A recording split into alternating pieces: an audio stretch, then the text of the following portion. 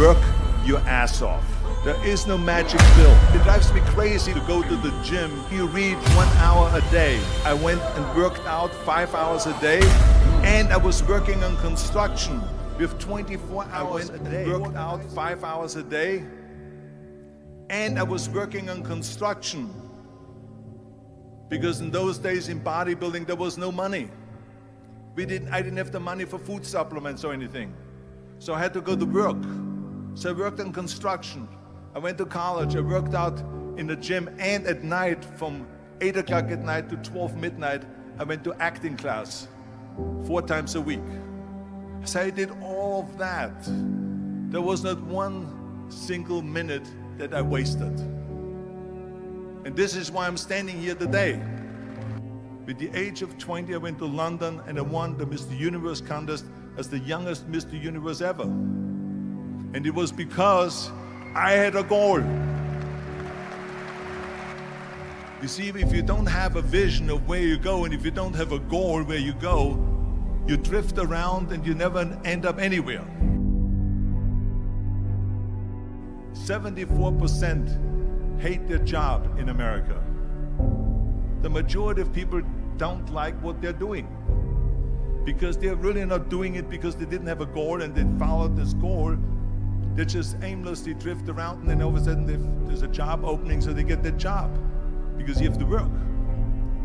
But then when you work, it's a chore. It's work. It's not fun. So if you think about, only a quarter of the people really enjoy what they're doing in life. So people always ask me, when they saw me in the gym in the pumping iron days, they say, why is it that you're working out so hard? 5 hours a day, 6 hours a day, and you have always a smile on your face. The others are working out just as hard as you do, and they look sour in the face. Why is that? And I told people all the time, I said, because to me, I'm shooting for a goal. In front of me is the Mr. Universe title. So every rep that I do gets me closer to accomplishing that goal, to make this goal, this vision, turn into reality. Every single set that I do, every repetition, every weight that I lift will get me a step closer to turn this goal into reality. So I couldn't wait to do another 500-pound squat. I couldn't wait to do another 500-pound bench press. I couldn't wait to do another 2,000 reps of sit-ups. I couldn't wait for the next exercise. So let me tell you something, visualizing your goal and going after it makes it fun. You got to have a purpose no matter what you do in life. You got to have a purpose. And Muhammad Ali worked his butt off. And I saw it firsthand. And I remember that there was a sports writer that was there in the gym when he was working out and he was doing sit-ups. And they asked him, how many sit-ups do you do? And he said, I don't start counting until it hurts. Now think about that. He doesn't start counting his sit-ups until he feels pain. That's when he starts counting. That is working hard. And so you can't get around the hard work. It doesn't matter who it is. Work your ass off. There is no magic pill. There is no magic out there. You cannot get around. You have to work and work and work. Make sure of this and make sure of that and all that stuff. So it's work. And it drives me crazy when people say that they don't have enough time to go to the gym for 45 minutes a day and work out. Or to do something for 45 minutes to an hour a day to improve. If it is physically improve or if it is mentally to improve. Imagine you read 1 hour a day about history.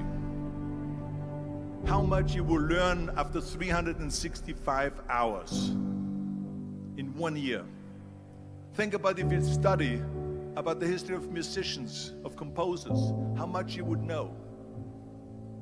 Imagine if you would work on a business, on some business that you want to develop every day for an hour. Imagine how further along you will go and get.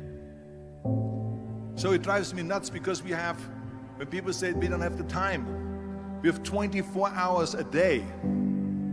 We sleep 6 hours a day, so that gives you still 18 hours. So there's someone shaking their head out here in front. They say probably, I don't sleep 6 hours, I sleep 8 hours, right? Or just sleep faster. So we have 18 hours a day. The average person works around 8 to 10 hours. So let's assume it's 10 hours, so we have 8 hours left. Then you travel around an hour a day, maybe 2 hours a day. So now you have still 6 hours left. So what do you do with these 6 hours? What do you do with these 6 hours? Then we eat a little bit, then we schmooze a little bit, talk a little bit to people and all that stuff. But you can see how much time there is available if you organize your day. So you got to work hard. I hate plan B. And I tell you why. Because we have so many doubters, as I've said earlier, the no-sayers. We have so many of those people that say no and you can't do it, that's impossible. That is okay because we just turn off, as I said earlier, and we listen and we hear the no being a yes. You can't do it, you can do it, and all of that. So that is possible to do that amongst all the negative people around you. But when you start doubting yourself, that's very dangerous. Because now what you're basically saying is that if my plan doesn't work, I have a fallback plan, I have a plan B. And that means that you start thinking about plan B, and every thought that you put into plan B, you're taking away now that thought and that energy from plan A.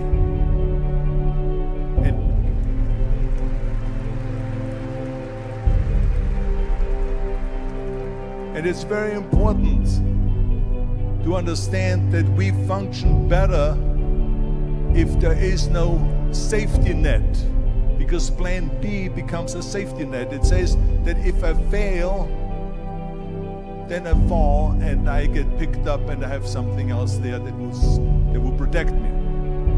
And that's not good, because people perform better when there's no safety net. People perform better in sports and everything else if you don't have a plan B. I'm telling you, I've never ever had a plan B. I made a full commitment that I'm gonna go and be a bodybuilding champion. I made a full commitment that I'm gonna be in America. I made a full commitment that I'm gonna get in the show business and I'm going to be a leading man. No matter what it takes, I will do the work. I will do the work over and over and over until I get it. And the same was in politics, in everything like that. So to me, it is very dangerous to have a plan B, because you're cutting yourself off from the chance of really succeeding. And the reason, one of the main reasons why people want to have a plan B is because they are worried about failing. What is if I fail, then I don't have anything else? Well, let me tell you something, don't be afraid of failing, because there's nothing wrong with failing. You have to fail in order to climb that ladder. There's no one that doesn't fail. Michael Jordan said in one of his interviews, when they said, "You're unbelievable, you're the greatest basketball player of all times." I mean, tell me about that. And he says, well, you're just mentioning the successes. But he says, for me to become the greatest basketball player, I missed 9,000 shots when I was playing basketball at the NBA games. So during these games that he was so successful, he missed 9,000 shots. Does it make him a failure? No. He's one of the greatest basketball players of all times, but he failed 9,000 times. Do you get it? We all fail. It's okay.